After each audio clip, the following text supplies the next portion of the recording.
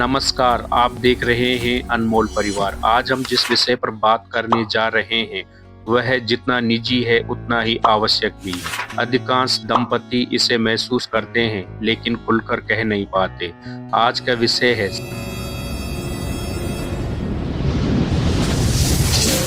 Sexual disagreement और mismatch of desires, अर्थात जब पति पत्नी या जीवन साथियों की शारीरिक इच्छाएं एक दूसरे से मेल नहीं खाती। इस वीडियो में हम जानेंगे आखिर किन 5 मुख्य कारणों से यह असंतुलन पैदा होता है।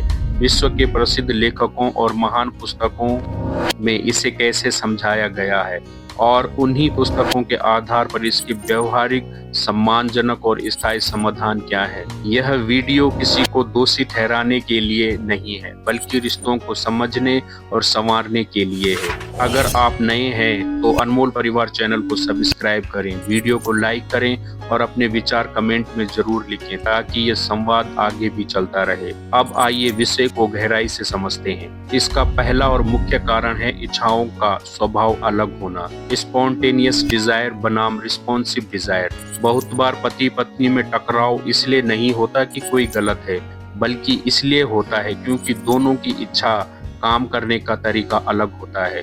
प्रसिद्ध लेखिका और सेक्स एजुकेटर डॉक्टर एमिली नागोस्की अपनी पुस्तक कम एज यू आर में बताती हैं, सभी लोगों की यौन इच्छा एक जैसे नहीं होती। कुछ में इच्छा स्वतः उत्पन्न होती है जबकि कुछ में इच्छा तभी जागती है जब भावनात्मक और मानसिक वातावरण सुरक्षित हो। यानी एक साथी को बिना किसी विशेष कारण की इच्छा हो सकती है जबकि दूसरा साथी पहले जुड़ाव, संवाद और स्नेह चाहता है। समस्या तब होती है जब इसे अस्वीकृति समझ लिया जाता है। भारतीय समाज में अक्सर कहा जाता है तुम्हें मुझ में रुचि नहीं रही, जबकि सच यह होता है तुम्हारी इच्छा का तरीका मुझसे अलग है। एमिली नागोस्की इसका समाधान बताती है, इच्छा को दबाने की नहीं, समझने की आवश्यकता है। बिना आरोप लगाए बात करना, यह समझना कि इच्छा ऑन ऑफ स्विच नहीं बल्कि एक प्रक्रिया है और शारीरिक संबंध से पहले भावनात्मक जुड़ाव पर काम करना।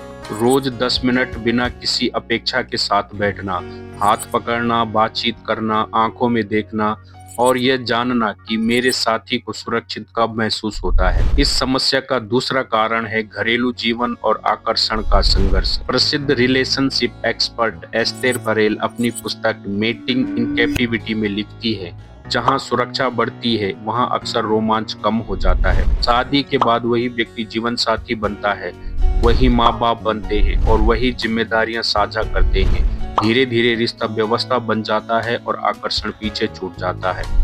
भारतीय परिवारों में यह और गहरा होता है। बच्चे, बुजुर्ग, नौकरी और आर्थिक दबाव, इन सब के बीच पति पत्नी सिर्फ मैनेजर बनकर रह जाते हैं। एस्तेर पेरेल इसका समाधान बताती हैं कि इच्छा को सांस लेने के लिए दूरी चाहिए।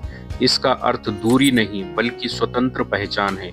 पति पत्नी दोनों की अपनी अपनी रुचियां हों और कभी कभी सिर्फ पति पत्नी बनकर मिले। महीने में एक छोटा डेट टाइम, बिना बच्चों, बिना मोबाइल के, सिर्फ बातचीत और साथ होने का समय। इस समस्या का एक बड़ा कारण यह है एक पक्ष की इच्छा अधिक होना।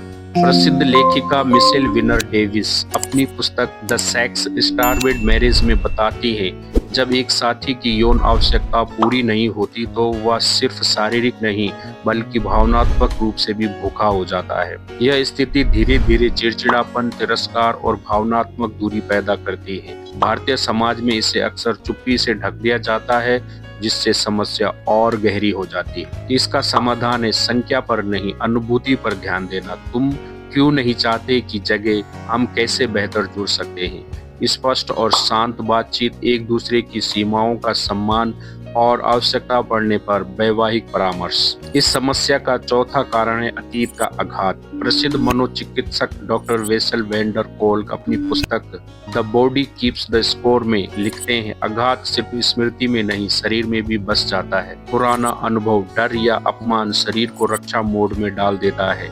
यह अनिच्छा नहीं, आत्मसुरक्षा होती है। इसका समाधान है जल्दबाजी नहीं, पूर्ण सहमति और सुरक्षित वातावरण, योग और श्वास अभ्यास, ट्रॉमा इन्फॉर्म्ड थेरेपी और छोटे छोटे कदम।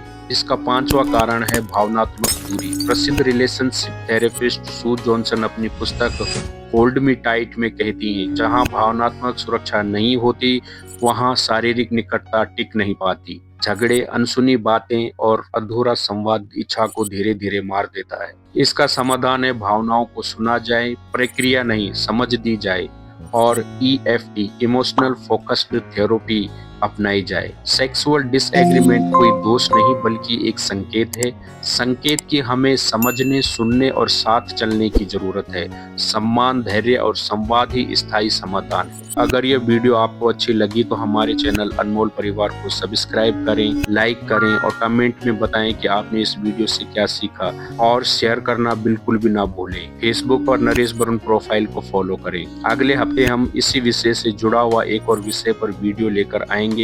इनफिडिलिटी, इमोशनल और फिजिकल, क्यों लोग भावनात्मक रूप से बाहर जुड़ते हैं, शारीरिक बेवफाई के पीछे का मनोविज्ञान और क्या विश्वास दोबारा बन सकता है। तो इस वीडियो को भी जरूर देखें।